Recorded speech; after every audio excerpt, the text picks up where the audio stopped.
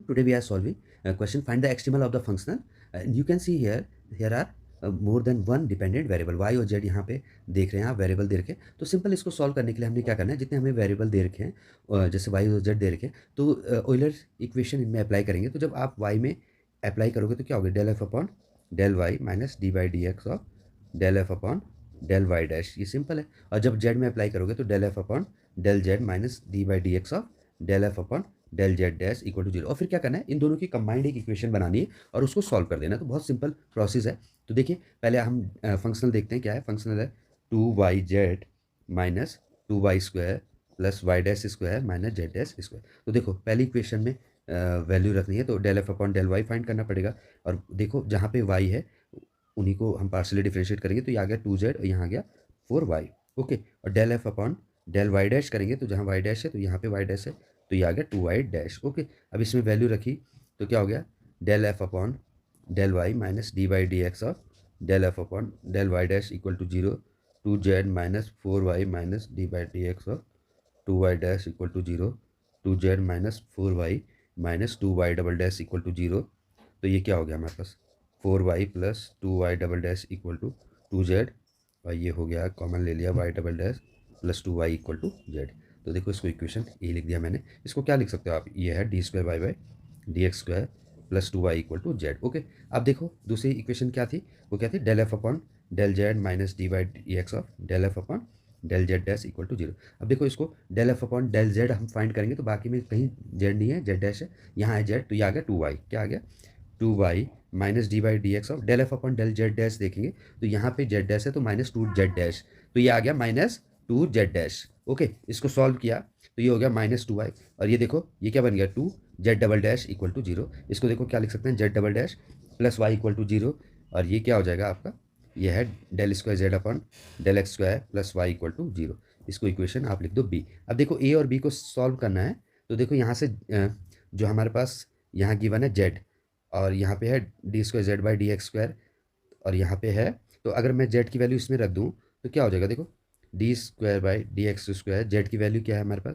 Z की value है d square y by d x square plus two y, आप देख सकते हैं, plus y equal to zero. इसमें आपने सॉल्व किया तो ये हो गया d four y by d x four, plus यहाँ आप डिफ्रेंशिएट करोगे two d square y by ये डी एक्स स्क्वायर है plus y equal to zero. अब देखो इसको किस फॉर्म में लिख सकते हो, d four plus two d square plus one y. Okay, अब सिंपल इसको सॉल्व करेंगे तो ऑक्सिलरी इक्वेशन बनाएंगे इसकी, तो ये हो गया m four plus two m square plus one equal to zero. इसको फैक्टराइज करो तो देखिए एम स्क्वायर प्लस वन का क्या है, होल स्क्वायर, तो ये आ गया m square plus one, m square plus one equal to zero, m square plus one equal to zero आ गया, तो एम स्क्वायर आ गया माइनस वन, तो एम आ गया plus minus root minus one plus minus iota, और यहाँ भी एम आ गया प्लस माइनस आइटा। तो आप देख पा रहे हैं एम की वैल्यू क्या आ रही है, आइटा आइटा और माइनस आइटा। तो इसकी जो हमारे पास क्या था, ये वाई था, तो वाई क्या आ जाएगा, सीधी सी बात है, दो बार है तो C one plus C two x,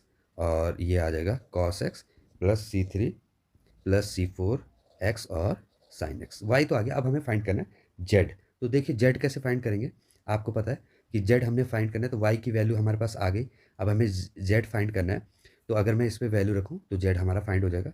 तो सीधी सी बात है, आपको देखो एक बार इसका d square y by d x square find करना है, तो एक बार आप डिफ्रेंशिएट करो इसको, तो ये क्या हो जाएगा, इसमें प्रोडक्ट रूल लगाओगे तो first function differentiate of second, cos का डिफ्रेंशिएट करोगे तो minus sine plus cos x, इसका डिफ्रेंशिएट करोगे सी वन का जीरो, ये आ गया सी टू, प्लस इसमें भी प्रोडक्ट रूल लगाओगे तो सी three plus C four x, sine x का डिफ्रेंशिएट करोगे तो कॉस एक्स, यहाँ पर साइन एक्स, और इसका डिफ्रेंशिएट करोगे ये आ गया सी फोर।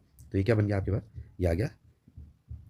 तो इसको हम सॉल्व करें d y by d x, और अब हमें d square y by d x square find करना है, तो ये क्या हो जाएगा, इसमें अगेन हमने रूल लगा दिया, तो ये क्या हो गया, C one plus C two x, sine x का डिफ्रेंशिएट हो गया कॉस एक्स, और यहाँ पे लिख दिया हमने साइन एक्स, और इसका डिफ्रेंशिएट किया तो यहाँ आ गया सी टू। ठीक है, ये ब्रैकेट यूज़ करेंगे, और यहाँ पे जब हमने लगाया इसको डिफ्रेंशिएट किया तो ये हो गया सी टू साइन एक्स, और इस पर भी हमने प्रोडक्ट रूल लगा दिया, तो सी three plus C four x cos x का डिफ्रेंशिएट हो गया minus sine x plus cos x, यहाँ क्या आ जाएगा सी फोर प्लस यहाँ आ गया सी फोर कॉस एक्स। इसको हमने सॉल्व किया तो ये सीधा सिंपल सॉल्व करेंगे, सी वन कॉस एक्स, और ये क्या आ गया minus C one x cos x plus ये माइनस इसके बाहर था, okay, cos x plus C two sine x, ये अलग है, ये आ गया सी टू साइन एक्स यहाँ पे था, ये हमने लिखा C1 C2 x sin x का cos x sin x, और ये है माइनस C2 sin x, यहाँ आ गया minus C3 sin x minus C4 x sin x। इसको सिंपल आप खुद सॉल्व करेंगे तो बहुत सिंपल लगेगा, ये कोई इसमें बहुत बड़ी मैथमेटिक्स नहीं लगी है। तो अब देखो इसको जो जो कॉमन आ रहा है उसमें देखो C1 और cos x है, और यहाँ पे आप देखो हमारे पास है यहाँ पे C1 x cos x है, तो यहाँ cos x कॉमन ले लो, cos x कॉमन ले लिया तो आपके पास आ गया C1 प्लस, ये था हमारे पास C1 प्लस C2 था, ये देखो ध्यान से C1 प्लस C2, तो ये आ गया C1 plus C2 x, okay.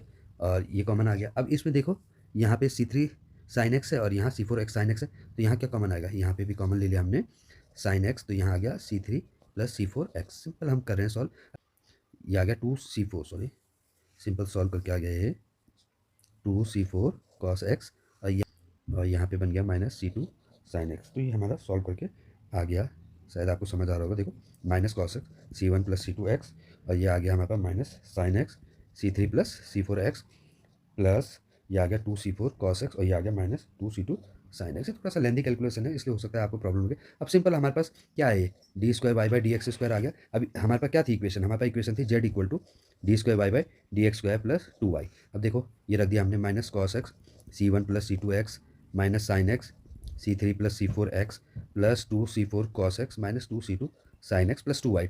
y क्या था आपके पास, y डायरेक्ट हमने सॉल्व किया था C1 plus C2 x cos x, और ये भी 2 हो गया, तो ये हो गया 2C3 plus C4 x sin x, यही था ना।